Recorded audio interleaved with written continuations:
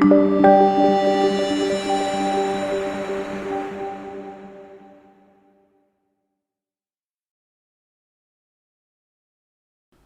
and welcome back everyone into this third part of the ninth chapter of C++ Essential series, where we're going to talk about strings again, but this time numbers and strings. Okay, so let's see what we have in the content part, and let's see what we're going to read.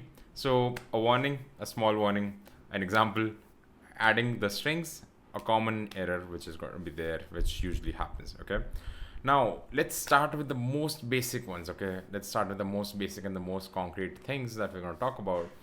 That is a warning. Okay, so C++ uses plus operator for both addition and concatenation, which is thing number one. Numbers are added, strings are concatenated. Very important. Numbers are added, strings are concatenated. If you add two numbers, the result will be a number. Okay, which is important. You should know all these things. Let's see an example of this thing again. Now I'm not going to run it because you already probably would have run it. Okay, so what happens is when you add 10 plus 20, you get 30. Okay, that's the basic thing that happens. Okay, now adding the strings, let's see the example of adding the strings. Okay, so if you add two strings, the result will be a string concatenation. Okay, so you should know this and how. I'm going to give you a demo. What exactly am I talking about? Copy this. Let me just paste it over here, save it, and let me. So if you see over here, what happened is you got 1020.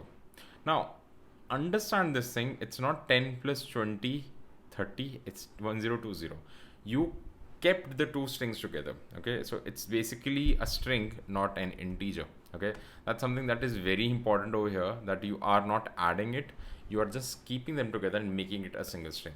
Okay, and that's what you do when you concatenate. Okay, it's pretty important that you should know what to use when, and that's how you play around with these things as well.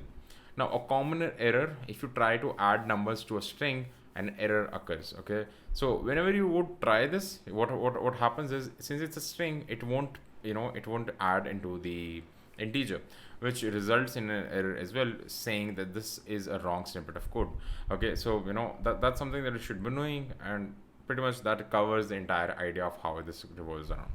So in the next part, we're going to talk about string length and its examples. I hope you are learning all these things really well, and I hope you're having a lot of fun. I'll see you all in the next one. Till then, happy learning and peace.